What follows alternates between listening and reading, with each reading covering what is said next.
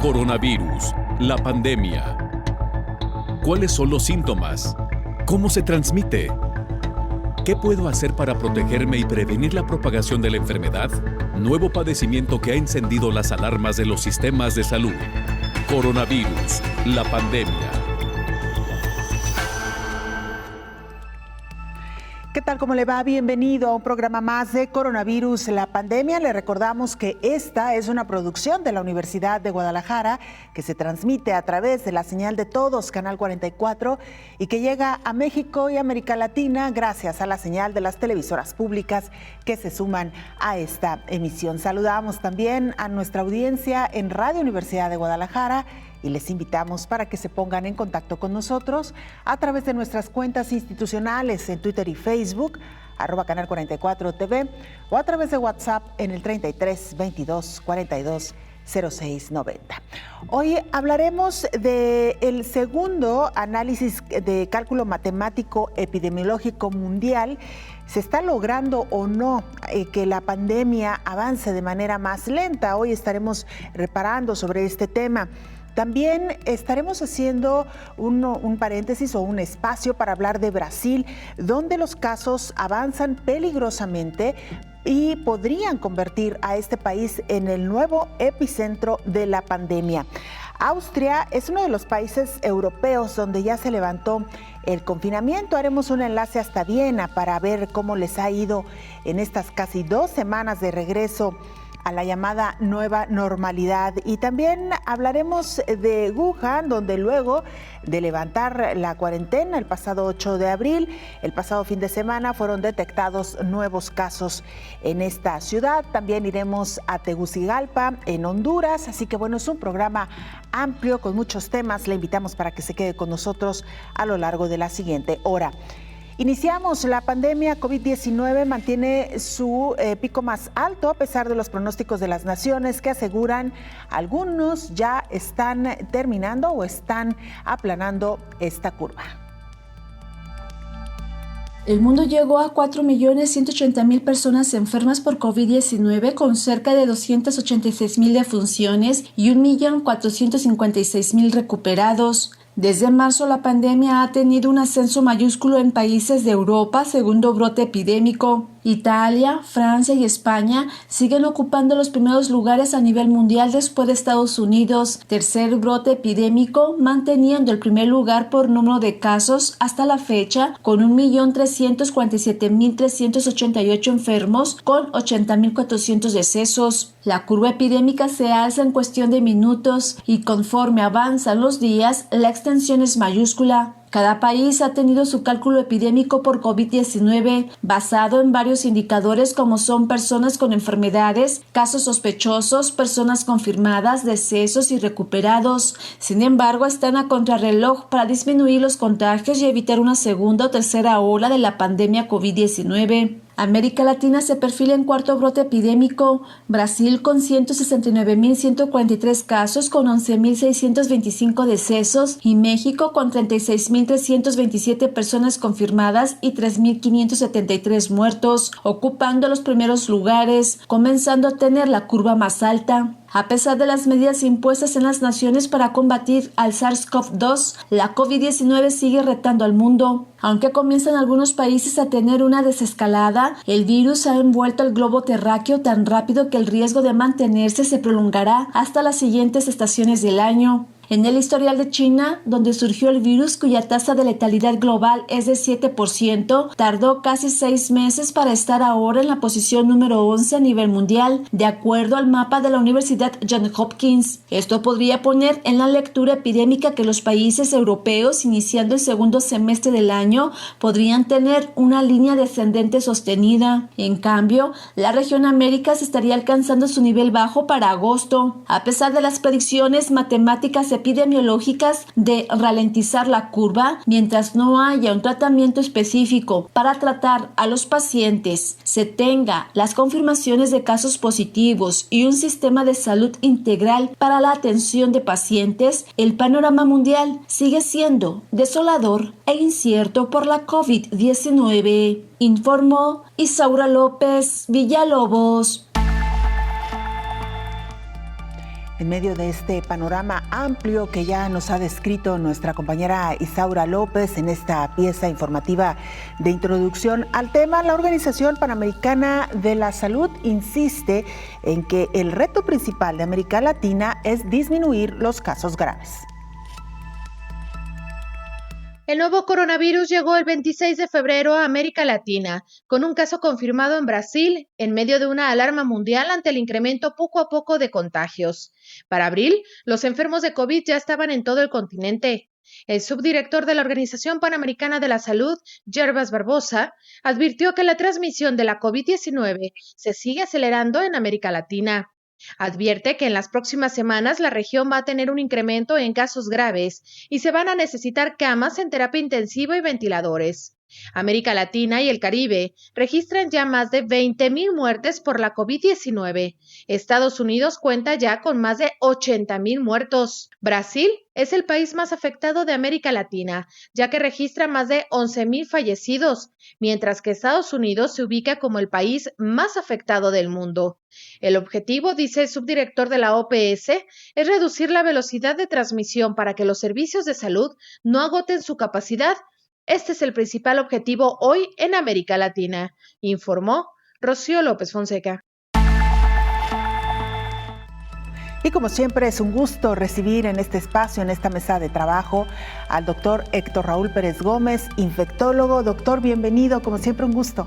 Qué gusto saludarte, Belén, buen día. Igualmente, doctor. Bueno, pues hoy hablaremos de los cálculos matemáticos que poco a poco han surgido, bueno, desde el inicio de la pandemia. Incluso aquí hicimos o presentamos uno que realizó la Universidad de Guadalajara y que, por cierto, ha sido bastante cercano conforme se ha venido desarrollando esta pandemia. Y quisiera empezar, doctor, preguntándole, a 4 meses de la pandemia, ¿cuáles son los países que realmente han logrado ralentizar esta pandemia? Bueno, yo creo que uno de los países que de forma más rápida lograron dar control epidemiológico a esta enfermedad fue Corea del Sur. Singapur fue otro país cuya actuación seguramente dio a lugar una más rápida ruptura de la curva epidemiológica, y algunos países europeos, particularmente de Escandinavia, lograron también de forma rápida romper con la curva epidemiológica.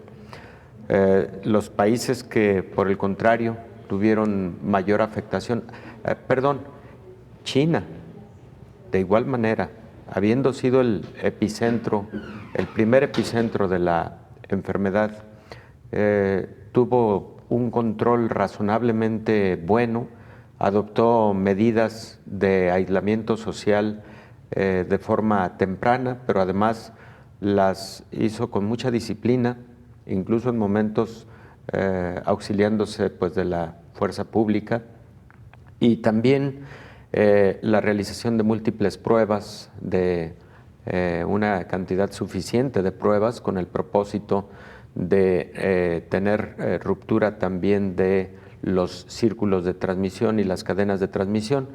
Esto han sido posiblemente los escenarios más positivos. Por supuesto que hay algunos otros países que han tenido menos impacto. No sabemos exactamente si porque están aplicando también pocas pruebas o si realmente no han tenido una cantidad importante de infecciones, como el caso de Kuwait, por ejemplo, que de alguna manera también han tenido contención de la enfermedad. La India tiene pocos casos, insisto, tiene zonas de alta concentración poblacional, sin embargo el reporte es de pocos casos, aunque hicieron cierre de fronteras de manera muy temprana y es posible que eso haya influido. En este tema de la contención de una epidemia o de una pandemia, juegan muchísimos factores. Uno, el factor movilidad de la población. Número dos, juega mucho el factor de las concentraciones poblacionales.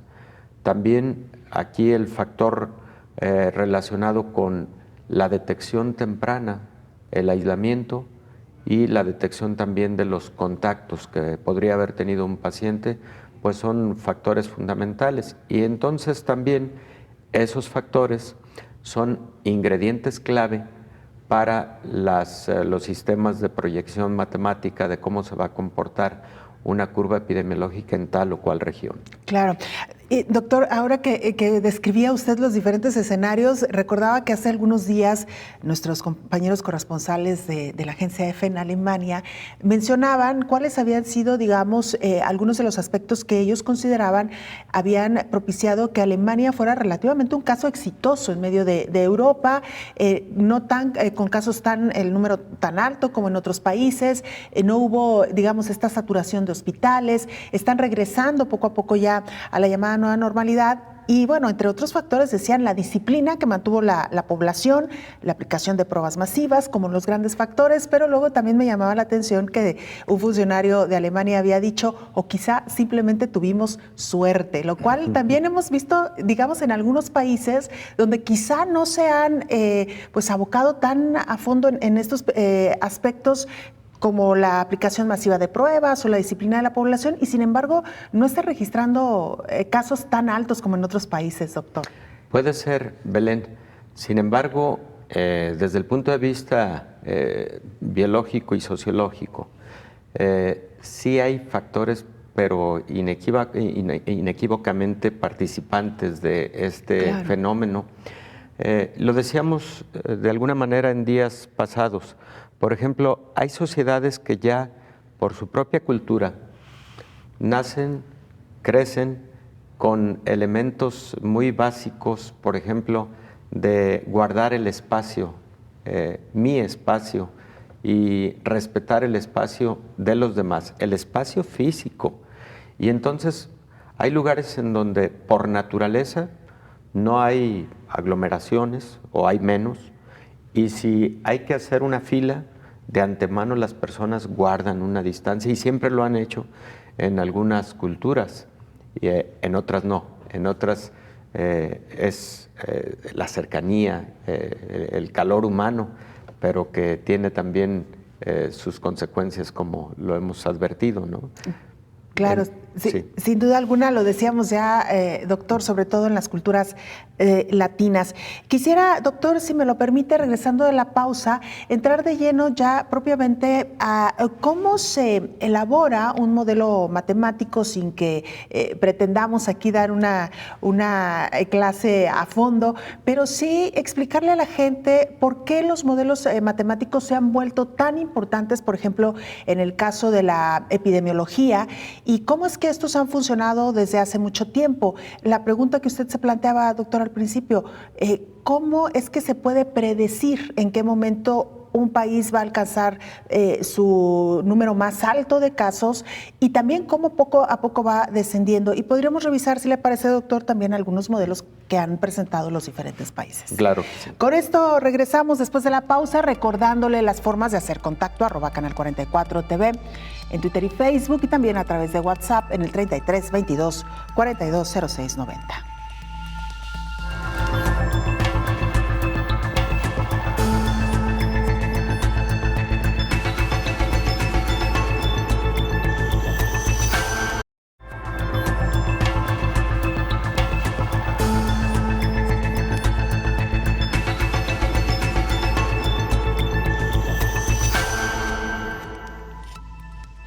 Vamos hasta Ginebra, Suiza, nuestro enlace acostumbrado, donde nuestro compañero Antonio Broto nos actualizará información de la Organización Mundial de la Salud, que es lo más reciente que ha dicho este organismo. Antonio, te saludamos y te escuchamos.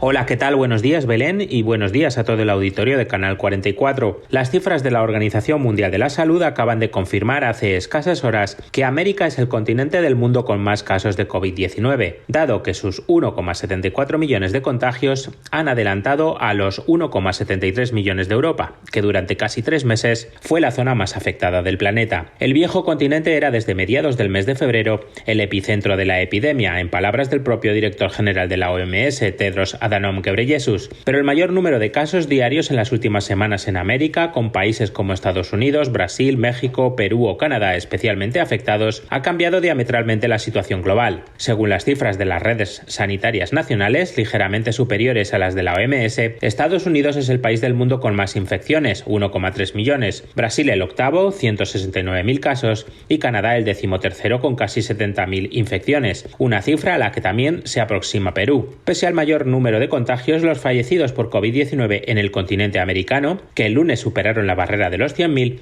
son significativamente menos que los cerca de 160.000 registrados en el continente europeo. Estados Unidos ha confirmado más de 80.000 fallecidos, por 11.000 en territorio brasileño y casi 5.000 en Canadá, destacando también la cifra de más de 3.500 muertes en México. Pese a las cifras, varios países americanos están ya elaborando planes de relajación de los confinamientos y otras medidas tomadas con anterioridad para frenar la expansión del nuevo coronavirus. Ante la desescalada sigue habiendo un temor a que haya rebrotes, ante lo que la OMS ha subrayado que con un sistema capaz de detectar nuevos casos, rastrear contactos y aislarlos se puede evitar esa segunda ola. Reporto desde Ginebra para el programa Coronavirus, la pandemia. Y luego de levantar la cuarentena el 8 de abril en Wuhan, donde surgió esta enfermedad, el pasado fin de semana fueron detectados nuevos casos. China reportó 6 casos nuevos de COVID-19 en Wuhan, el punto donde surgió la COVID-19 luego de casi un mes de volver a la nueva normalidad. Son personas entre los 29 y 89 años de edad, todos de la misma calle en la comunidad de Sanmin. Por ello, el nivel de riesgo del distrito se ajustó de bajo a medio, según reportes de la agencia Xinhua. En este contexto, la Organización Mundial de la Salud señaló que Corea del Sur, China y Alemania han visto resurgir casos al levantar las medidas, aunque han podido controlarlo. China pasó de ser el epicentro de la COVID-19 al lugar 11 en el número de contagios, con el 2% de los casos. De los 43 países que restringieron movimientos parciales o totales de personas para contener la COVID-19, 32 de ellos ya están flexibilizando la cuarentena. Sin embargo, la situación sigue siendo muy frágil, señaló Hans Klug, director regional de la Unión Europea de la OMS. Los países de la región pudieron haber actuado con mayor rapidez, reconoció Josep Borrell, el alto representante de la Unión Europea para Asuntos Exteriores y Política de Seguridad y el vicepresidente de la Comisión Europea.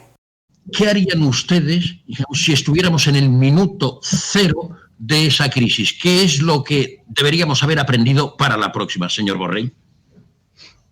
Pues si en el minuto cero hubiéramos tenido la información que tuvimos después, probablemente hubiéramos hecho lo mismo, pero más a prisa, más rápido. Desde el punto de vista de las competencias de la Comisión, en pocos días se hizo todo lo que se podía hacer. Quizá hubiéramos podido hacerlo algunos días antes, haber llamado más a la coordinación entre los estados. Ahora el top 10 de contagios por coronavirus está conformado por Estados Unidos, España, Reino Unido, Rusia, Italia, Francia, Alemania, Brasil, Turquía e Irán. Informó Elizabeth Ortiz. Y ya lo decía hace algunos momentos, la Organización Mundial de la Salud, América avanza peligrosamente a convertirse ya en el epicentro de esta pandemia, y es que con casos como Estados Unidos y recientemente Brasil, donde el número se ha aumentado de manera considerable, y podría ser Brasil precisamente el próximo epicentro de esta pandemia. La COVID entró a América Latina por Brasil el pasado 26 de febrero con el primer caso reportado. Brasil se está convirtiendo en el epicentro de la pandemia en América Latina. El viernes pasado registró por tercer día consecutivo más de 600 muertes. Con esto, los fallecimientos rebasan los 9.260 y más de 136.500 contagios reporta el Ministerio de Salud brasileño. El secretario de Vigilancia Sanitaria del Ministerio, Wanderson de Oliveira, reconoció que continúan los problemas crónicos desde que inició la crisis del coronavirus. No se realizan tests suficientes, hay un cuello de botella para procesar los análisis y tampoco logran centralizar los resultados de los tests rápidos para incluir los realizados por los estados y la red sanitaria privada.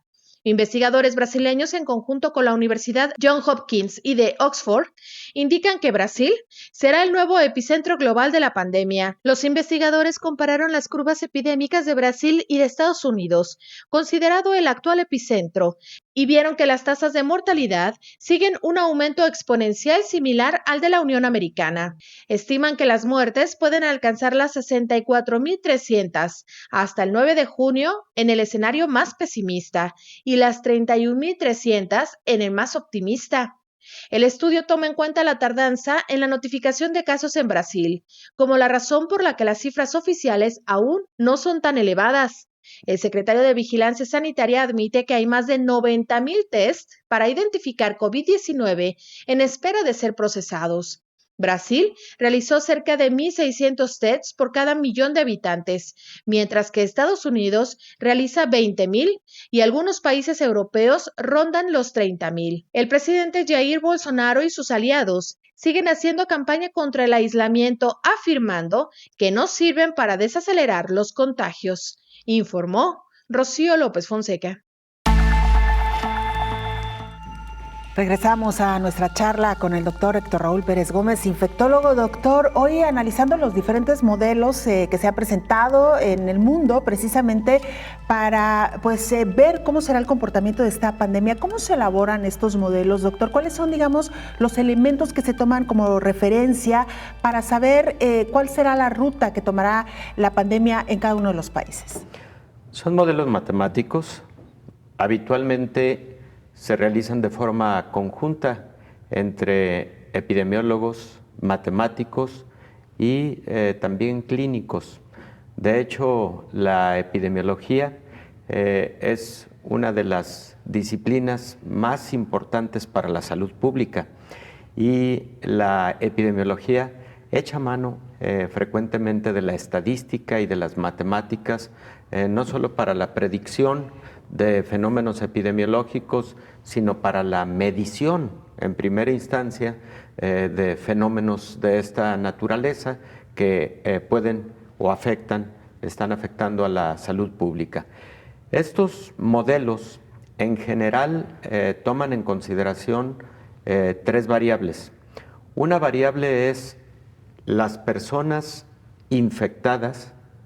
La siguiente es las personas susceptibles de infectarse y el tercer elemento para una ecuación toma en consideración a los recuperados.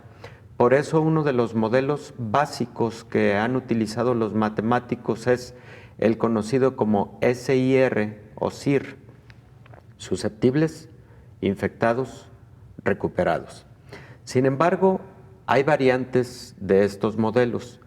Algunos incorporan en estas ecuaciones, por ejemplo, a los pacientes que se encuentran en tratamiento.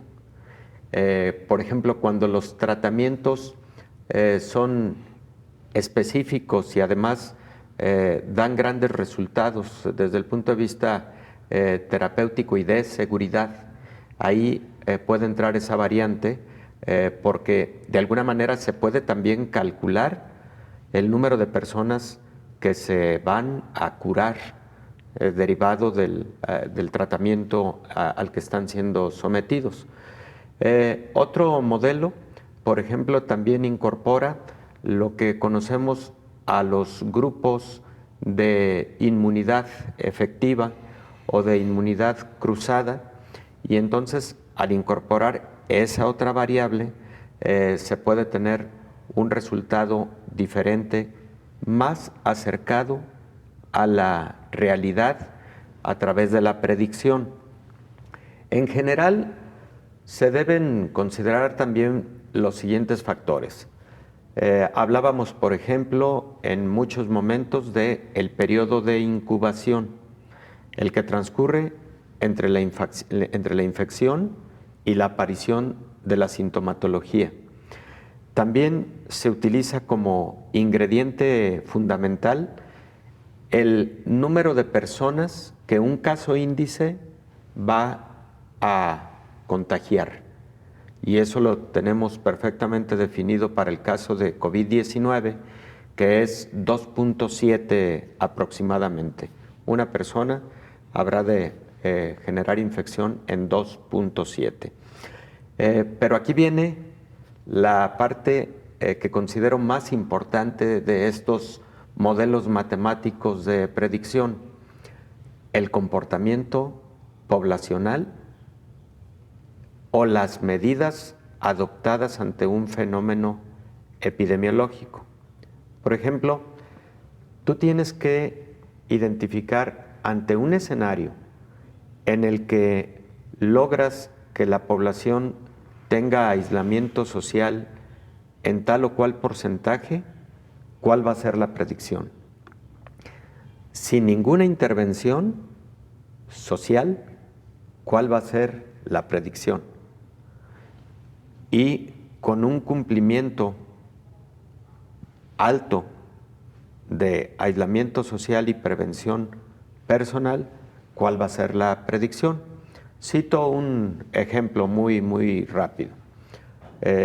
La sala de situación, a través de los matemáticos que han trabajado modelo de predicción para el estado de Jalisco, ha sugerido que para el 15 de mayo, que está muy cerca, si la población sigue cumpliendo con las medidas de aislamiento social, por lo menos en un 60%, estaremos en alrededor de los 800 casos.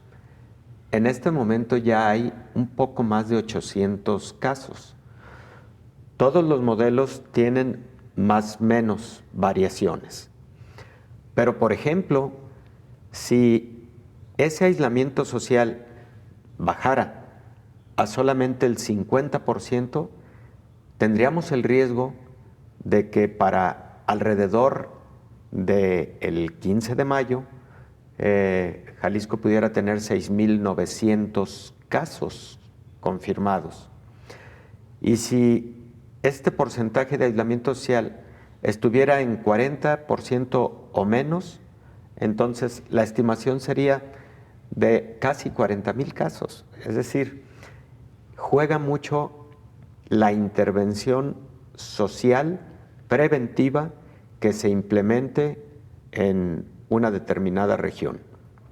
China, por ejemplo, a sus ecuaciones de predicción incluyó la movilidad aérea interna de lo que es la China continental, pero también incluyó la movilidad aérea internacional.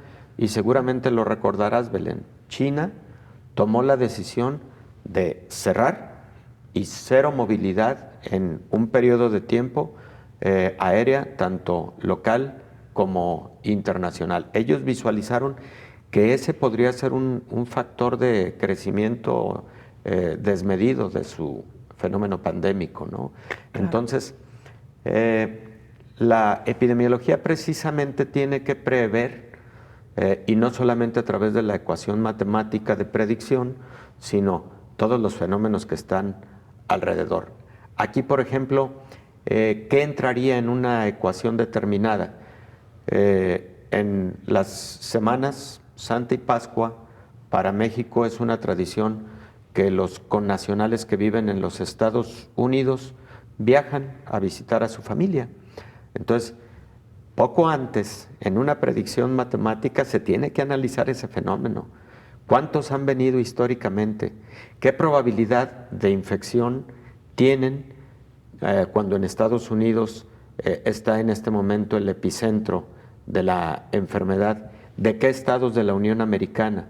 Entonces, concluyo este primer comentario diciendo que no son categóricos los resultados de una determinada ecuación de probabilidad epidemiológica, que son acercamientos importantes, pero que en la medida en que tienes más variables controladas e incorporadas a ese análisis, tienes mayor probabilidad de buena predicción. Y último punto, cuando han ocurrido muy pocos casos en una determinada región, es muy difícil hacer un modelo de predicción.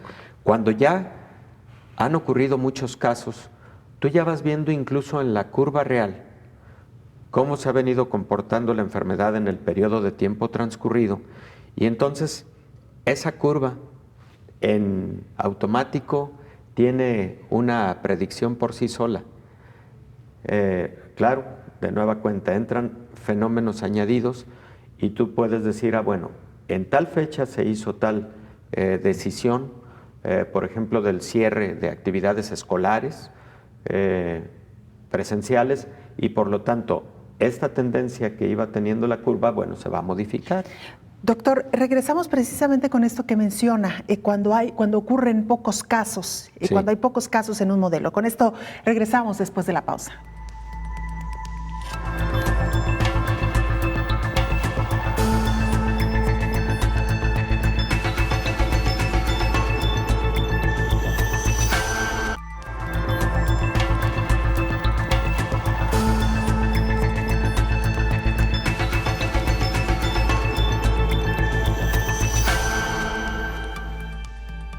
Viajamos hasta Austria, ahí se encuentra Jordi Kusch, él es corresponsal de la agencia EFE en este país. Jordi, qué gusto saludarte. Hace apenas algunos días hablábamos contigo y nos hablabas de esta decisión de levantar el confinamiento poco a poco. Cuéntanos qué ha sucedido desde entonces.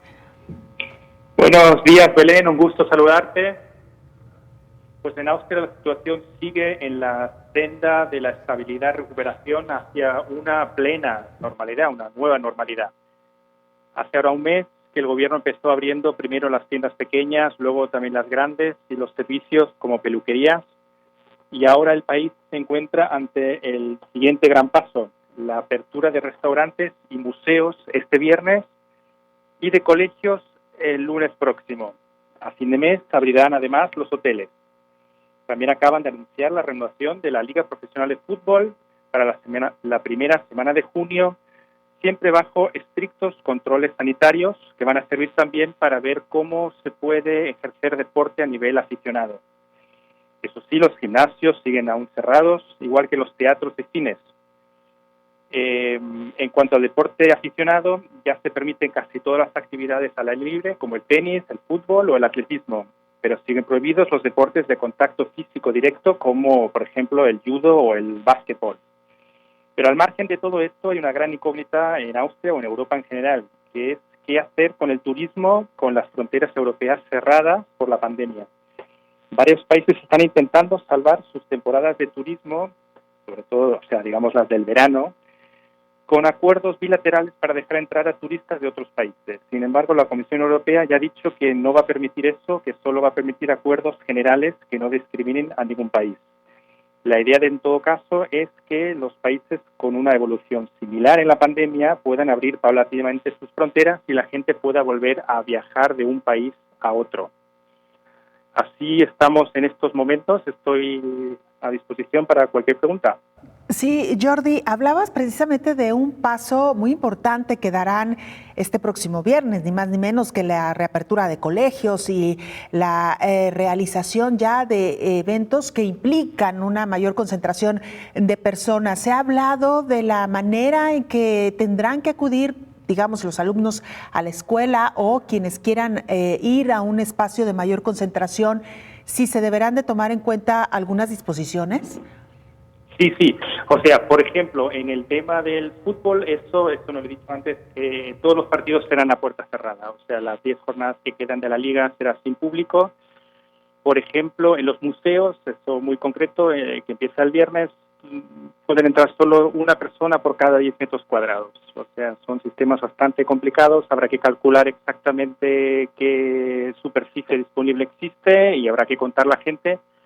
Y solo puede entrar el máximo posible. Si un museo tiene 5.000 metros cuadrados, pues podrán entrar 500 personas. Con los colegios, lo que aquí se ha hecho es similar a otros países europeos, es dividir las clases en dos y que vayan unos niños de lunes a miércoles y otros niños jueves y viernes, y la semana siguiente pues al revés, para por lo menos salvar un poco lo que queda aquí del año escolar. Y lo que dicen algunos analistas aquí también es para ver un poco cómo funciona esto del colegio en medio de restricciones sanitarias de cara al septiembre, cuando empiece el año escolar siguiente, donde se cree que todavía serán necesarias también medidas restrictivas en cuanto a lo sanitario. Medidas que, sí, estas medidas que estuvimos instaurando prácticamente todo el mundo, el uso de cubrebocas o mascarillas, el uso de geles, la sanitización de prácticamente todos los espacios públicos, son medidas que al menos en Austria por ahora continúan, digamos que también llegaron para quedarse al menos durante algún tiempo. Sí, por supuesto. O sea, el uso de mascarillas sigue obligatorio en el transporte público, en cualquier establecimiento a puerta cerrada, o sea, en una tienda. Los restaurantes, por ejemplo, muchos o la mayoría lo que van a hacer es ofrecer sus servicios en terrazas. Piensa que aquí está empezando el verano, no tanto como en el sur de Europa, pero también, o sea, que la gran esperanza del sector gastronómico es ofrecer sus servicios al aire libre, donde, y ahí coinciden todos los expertos en Europa y en todo el mundo, la posibilidad de contagio es muy inferior o casi inexistente.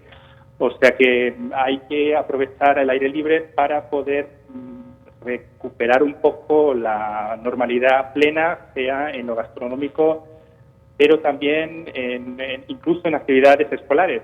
Se está instando a los colegios también a hacer clases al aire libre para dar más espacio y evitar a toda costa los contagios. Jordi Kusch, corresponsal de la agencia AFE en Austria, ha sido un gusto escucharte, dialogar contigo, y ya estaremos retomando esta conversación posteriormente. Muchas gracias, Jordi. Muchas gracias a ustedes. Jordi Kusch, colaborador además de este espacio, pues con este modelo, doctor Héctor Raúl Pérez Gómez, infectólogo, vaya que Austria ha salido relativamente rápido, lo ha hecho bien, y escuchábamos ya la reincorporación paulatina, lo cual pues ojalá que pronto suceda en la mayoría de los países, que se haga también de manera con todas las medidas posibles de seguridad para no tener al menos rebrotes tan altos, porque de que llegarán los rebrotes, llegarán, solamente cuidemos que no sean tan altos, ¿no, doctor? Sí, creo que es una muy buena reflexión. Fíjate, el caso de Austria es un caso muy cabal en términos del logro de romper la curva epidemiológica en relativamente poco tiempo. Adopción de medidas que hemos comentado, pero también mucha disciplina de parte de la población. Islandia, Nueva Zelanda, dijimos sur de Corea, Corea del Sur, son Luxemburgo también, de los países que lograron una contención relativamente rápida de la epidemia por medidas adoptadas de esta naturaleza. Islandia es un país con una población muy pequeña, pero ahí, por ejemplo, el fenómeno fue un poco diferente. Le hicieron pruebas a toda la población, toda. Pudieron muestrear con PCR incluso a toda la población y con prueba de anticuerpos. Entonces, muy rápido caracterizaron a los enfermos, a los infectados asintomáticos, a los recuperados, y prácticamente actuaron en consecuencia de forma individualizada. Pero bueno, pues es un país con una pequeña población, ¿no? Los países con grandes poblaciones, como el caso de Estados Unidos, el caso de Brasil o el caso de México, son mucho más difíciles para muestreos de esta naturaleza, ¿no? Claro. Doctor, ¿qué pasa con aquellos casos donde se han registrado, un número no tan alto? ¿Qué tanto puede dificultar a los matemáticos, a los epidemiólogos, poder hacer una predicción? Y sobre todo también, ¿qué pasa con aquellos ciudades o países cuyo pico más alto es un poco como más extenso, como que es más largo en el tiempo, doctor. Sí, indudablemente, y lo han señalado los expertos en la realización de estos modelos matemáticos, mientras menos casos tienen, mientras más dispersos están en el tiempo y en la región geográfica, es más difícil hacer el modelo predictivo. Cuando ya hay más casos y se identifica una tendencia, es un poco más fácil, no es de cualquier forma cabalístico el realizar este modelo predictivo, pero de cualquier manera se puede realizar. Y cuando se tiene posibilidad, insisto, de cubrir otras variables, entonces se puede tener más acercamiento a el número de casos que se van a presentar en un determinado tiempo. Por ejemplo, ayer presentaba el subsecretario Hugo López-Gatell una información relacionada con el municipio de Guadalajara y hablaba de que los pocos casos que se han presentado hasta el momento en Jalisco y en algunos de los municipios, incluido Guadalajara, que es el municipio que dentro del estado de Jalisco ha tenido mayor número de casos. Él decía, va a ocurrir que de acuerdo al modelo matemático podrá presentarse un incremento en la curva, que no, al ver la imagen, no es un pico, sino un incremento en la curva a manera de una meseta, pero más adelante en el tiempo, posiblemente en junio. Eso de alguna manera denota que se han hecho cosas muy positivas, tanto en Jalisco como en el caso del municipio de Guadalajara, y que se han hecho cosas muy positivas por lo que en lugar de tener un pico muy alto en estos momentos, lo cual podría saturar a los hospitales y al sistema de salud, da la impresión de que estuviera dosificándose el número de casos que se presenten a lo largo del tiempo y con ello se pueda atender de forma más adecuada y oportuna, sobre todo a los casos graves, que es algo en lo que también hay que concentrar mucho la atención. Esperemos que no ocurra ni siquiera ese incremento, aunque sea una curva, digamos, aplanada o aunque sea solamente una meseta, esperemos que no ocurra. Pero si, por ejemplo, ese modelo de predicción es válido, tenemos entonces un periodo de tiempo para que no perdamos la disciplina en lo relativo a las medidas de protección y a las medidas de aislamiento social. Curvas, digamos, más largas, doctor, sí, sin estos picos, pero también hay que decirlo con un gran esfuerzo de la población, sí, porque hay que mantenerse más tiempo con estas medidas de aislamiento. Es decir, si queremos no desbordar los hospitales, depende de nosotros y de la paciencia que tengamos para quedarnos un mayor tiempo en casa. Así que bueno, con sí, esto y mucho más regresaremos después de la pausa, doctor.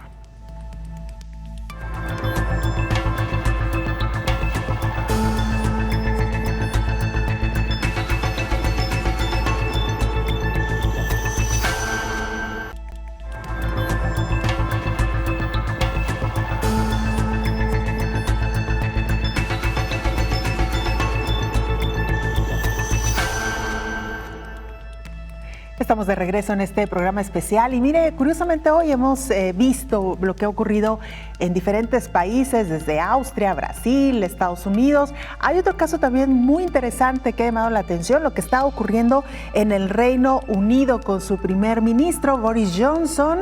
Continúan pues con algunas medidas que le han generado críticas por el manejo de la pandemia y ahora con las medidas que ha anunciado para la llamada desescalada, es decir, el regreso paulatino a la llamada nueva normalidad.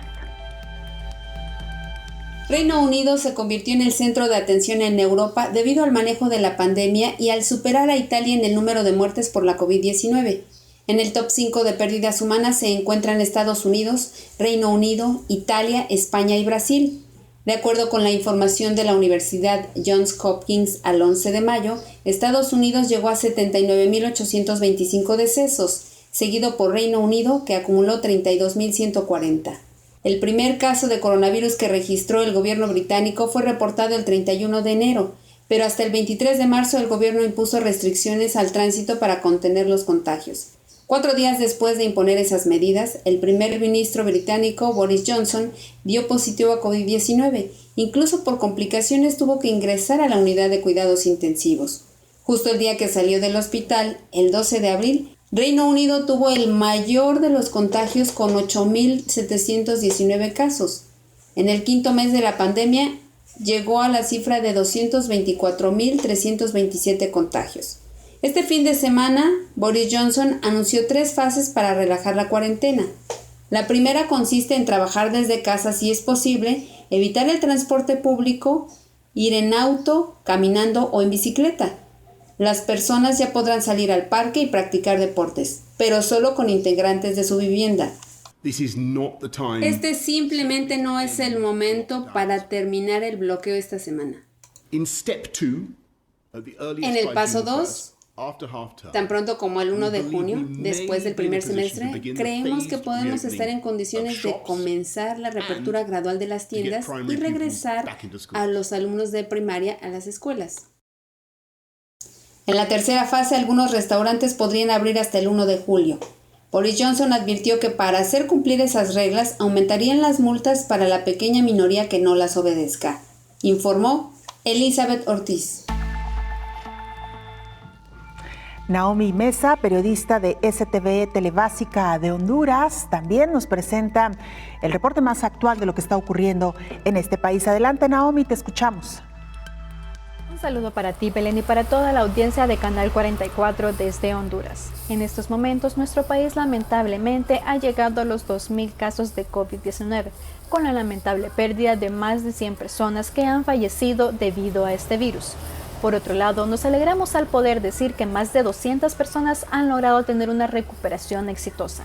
De los casos positivos, 253 se encuentran hospitalizados, 6 en estado grave y 11 en cuidados intensivos. Debido al alto número de casos, la alerta roja se mantiene para los 18 departamentos del país, hasta el 17 de mayo por los momentos. Los permisos de salida se mantienen de la misma manera que la semana pasada. Cada día tiene asignado un número de terminación por tarjeta de identidad.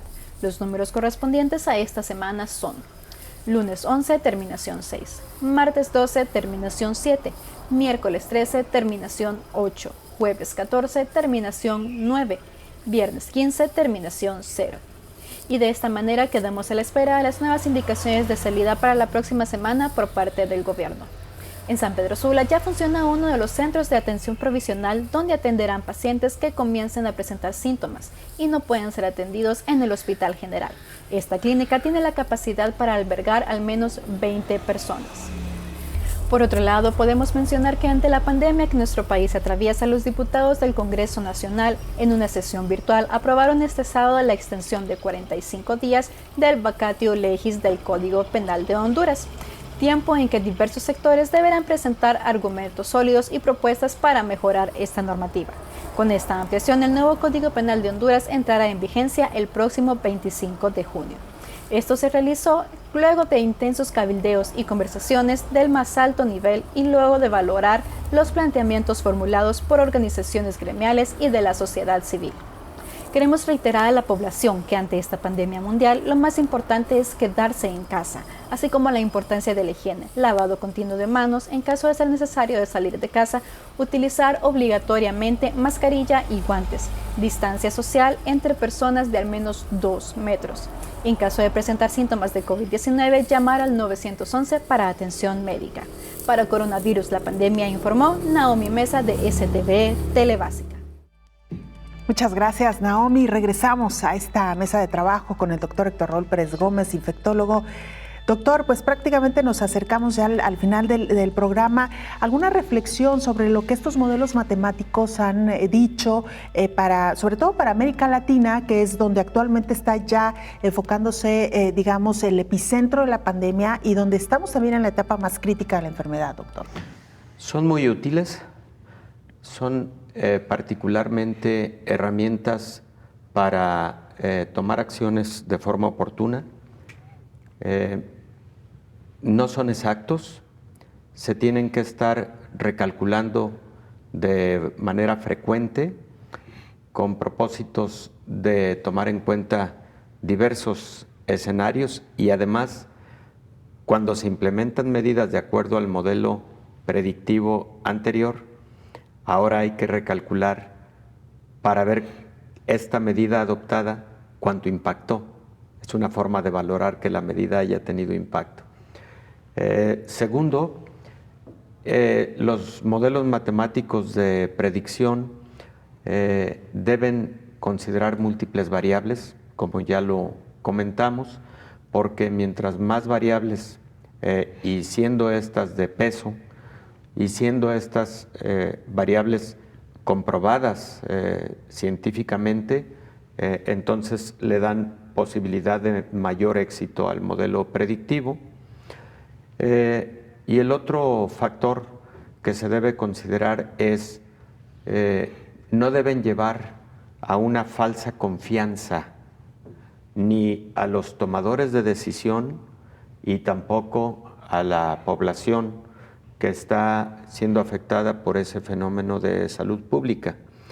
Porque luego ocurre que entonces un modelo predictivo anuncia que de forma mucho más temprana va a desaparecer o va a romper la curva epidémica y entonces en automático puede haber exceso de confianza en la población. Entonces siempre hay que decirle a la población que es un modelo predictivo, que puede ocurrir algo diferente dependiendo de muchos factores o que afortunadamente la predicción es que va a ir muy bien siempre y cuando cumplamos con esto durante tal o cual periodo. O sea, hay que decirlo de forma completa para que así todos participemos o colaboremos, ya sea para modificar el modelo predictivo en bien o para que se logre el objetivo planteado en ese modelo predictivo. Claro, doctor, usted lo acaba de decir claramente, el guardar las expectativas, es decir, no tener muchas expectativas sobre estos modelos porque se pueden cumplir, pero como bien lo decía, son una simple predicción, entonces no podemos asegurar que así ocurrirá y lo hemos visto cómo estos modelos se han comportado de manera distinta, incluso en un mismo país. Claro. En el caso de México, tendríamos que ponerlo como ejemplo, donde cada estado, los diferentes estados se han comportado de manera distinta. Algunos están ya pasando por la etapa más alta de la pandemia, otros ni siquiera han entrado y falta todavía algunas semanas para que entre. Es decir, que lo más importante me parece, doctor, es este llamado a la población a mantenerse bien informados y sobre todo el no relajar las medidas, porque muy probablemente pues esto continuará, como se ha dicho, doctor, al menos quizá durante todo el año. Así que, doctor, sí, como siempre, un gusto que nos haya acompañado. Con mucho gusto, Belén. Es el doctor Héctor Raúl Pérez Gómez, infectólogo. Antes de despedirnos, disculpe usted, una vez que un paciente es infectado por el coronavirus, se produce una reacción en cadena del organismo para combatir el patógeno, una respuesta inmune que en un principio suele durar entre los 15 y 21 días. El sistema inmunitario protege continuamente al cuerpo humano de las enfermedades infecciosas, las bacterias, los virus y los parásitos. Existen dos tipos de inmunidad. La inmunidad innata, que es la primera línea de defensa. Son las barreras físicas, como la piel y las mucosas. Las barreras fisiológicas, como las lágrimas y la saliva. Y las células que destruyen los agentes patógenos que se desplazan en el cuerpo. La inmunidad adquirida es la que se desarrolla cuando las amenazas de los agentes específicos que ingresaron al cuerpo son procesadas y se crean anticuerpos para destruirlas. Estas amenazas son recordadas y reconocidas para ser combatidas durante la próxima aparición. La clave del sistema inmunitario es el sistema linfático. Los ganglios linfáticos filtran los microorganismos de la sangre. La médula ósea produce células madre que pueden convertirse en glóbulos rojos y blancos. Los macrófagos se desplazan en el cuerpo en búsqueda de agentes patógenos. El vaso almacena y produce glóbulos blancos. Los glóbulos blancos, también llamados leucocitos, identifican y eliminan los agentes patógenos. Los basófilos alertan cuando un invasor aparece. Los eosinófilos atacan y matan a los parásitos. Los neutrófilos acuden a los sitios de inflamación aguda. Los linfocitos B crean anticuerpos para enfrentar amenazas específicas, mientras que los linfocitos T destruyen las células infectadas. Hasta aquí llegamos con este programa especial. Muchas gracias por habernos acompañado. Nos vemos y nos escuchamos en la próxima emisión. Coronavirus, la pandemia.